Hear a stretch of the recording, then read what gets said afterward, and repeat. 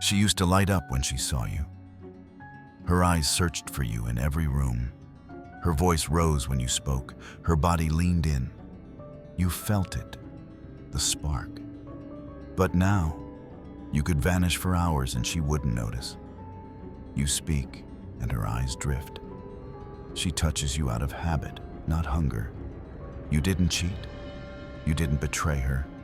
You didn't change, at least not on the surface. But something did, something deeper. You lost the one thing that kept her pulse awake: mystery. Carl Jung, James Hillman, Joseph Campbell, Erich Neumann, each in their own way warned us. The masculine loses its power when it becomes predictable, because mystery is the engine of desire. And the moment you made yourself fully available, fully known, fully safe, you killed it. This isn't about playing games. This is about understanding erotic polarity, the invisible tension that makes women ache for a man, not just love him. But if you want to understand why she's bored of you, you must first understand what the feminine really seeks. The feminine does not crave control. It craves encounter. Encounter with the vast, the mysterious, the untamed. She doesn't want to manage you. She wants to orbit you. But she can only orbit what she can't fully predict. James Hillman wrote that the soul is erotic not because it is sexual, but because it longs to be transformed by something greater than itself. The feminine soul seeks that transformation through relationship. But when a man stops being a source of mystery, he stops being a portal to transformation. He becomes something else, familiar. And familiarity, while comfortable, is the death of eroticism. She may say she wants intimacy, but if you give her only emotional exposure without depth, without myth, without the unknown, she grows restless. Desire doesn't live in closeness. It lives in the space between, the place where she can reach, not possess. And if you give yourself entirely away, too soon, too easily, you collapse that space, and with it, her desire. Carl Jung taught that every person contains a shadow, the unconscious, hidden side of the psyche. For men, this shadow holds not only anger and fear, but also mystery, magnetism, and erotic presence. When you repress your shadow, you don't become good. You become hollow. The shadow is what makes you unpredictable. It's what makes you interesting. It's what makes you dangerous. Not in the violent sense, but in the mythic sense. The man who has not integrated his shadow becomes flat, linear, unthreatening. And here's the paradox. Women don't desire danger, but they desire what danger represents: life force. Jung believed that the process of individuation, becoming a whole person, required embracing this shadow, not to be ruled by it, but to walk beside it, to become a man with depth. And that depth, it is the very thing she cannot define. And that is what keeps her pulse alive. James Hillman, a renegade student of Jung, said that we've made psychology too sterile. We try to cure everything, fix everything, clean the soul until it has no curves. But the soul, he said, is erotic. It wants trouble. It wants tension. It wants story, myth, drama, color. When you become too nice, too rational, too accommodating, you bleach your soul. You think she left you because you weren't enough. But maybe you were too clean, too finished, too dead. Hillman believed that men must rewild their imagination, stop performing, and start embodying. The erotic soul is not just about sex. It is about being alive in a way that awakens others. If you are bored of yourself, of course she is bored of you. Joseph Campbell, the myth scholar, said that the hero's journey begins with separation. A break from the mother, from comfort, from the known. Most modern men never do this.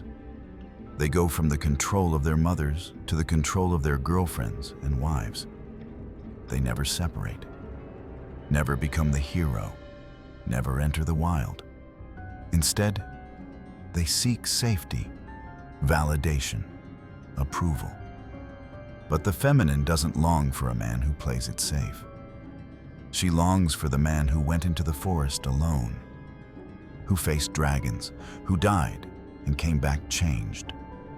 The mystery she desires isn't an act, it's a result of a man who has lived mythically.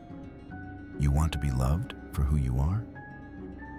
Then become someone worth mythologizing. You thought she'd love you more the more she knew you. But love is not data. It is not intimacy by disclosure. Love is built on polarity, and polarity requires contrast. Predictability is death to contrast. When you answer every message in seconds, when you have no edge, no pursuit, no sacred space of your own, you become consumed. And what is consumed cannot be desired. Mystery is not manipulation. It is the presence of a reality deeper than words. Stop sharing everything. Start embodying something. When a man becomes fully known too soon, he doesn't become loved more. He becomes less real. Self-betrayal is subtle. It looks like compromise. It sounds like harmony. But when you trade your depth for comfort, you flatten your presence. You stop being a mystery. You start being a servant. She didn't fall in love with a servant. She fell in love with a sovereign, with a man who had a world inside him. And now, you look at her for validation. You ask her to complete you. You hand her the responsibility for your wholeness. That is not love. That is need. And need is the soil where boredom grows. Eroticism is not closeness, it is tension held through presence. Esther Perel says, fire needs air. And yet most men smother the flame by collapsing the space. They think, if she gets more of me, she'll love me more. No, if she gets all of you too soon, she'll feel nothing. Because mystery isn't what you hide, it's what you hold. Your depth, your purpose, your silence, your difference. The moment she can fully explain you, she will no longer feel you. Polarity is not power play. It is ancient dance, masculine presence, feminine surrender, masculine direction, feminine movement. When you collapse your structure, she collapses into control, and neither of you enjoy it. She doesn't want to lead. She wants to relax, to flow, to feel. But she can only do that when you hold the edge, when your spine is straight, when your soul is deep.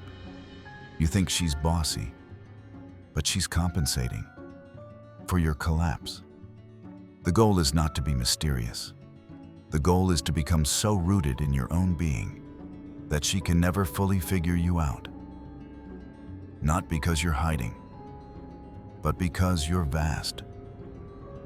Because your relationship with the unknown is real, alive, humbling. Become a man of myth, of story, of soul. Let her be confused sometimes. Let her reach, let her wonder. Don't kill the tension, dance with it. Jung called it individuation, the process of becoming a whole human being. It is not comfort, it is not ease. It is the death of the boy, the birth of the man. And that man, he is not easily explained. He is not a reaction, he is a reality. He does not need to be desired. But he is, because his mystery is not performative.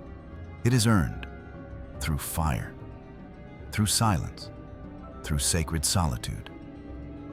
So why is she bored of you? Because you gave her everything but your soul. Because you stopped being the adventure because you stopped being the myth. Mystery isn't manipulation. It's the reflection of your depth. Stop trying to be known. Start becoming unknowable. Not to disappear, but to reappear as someone she can feel, long for, reach toward. Someone she can never quite explain. That's the man she wants. And that's the man you were born to become.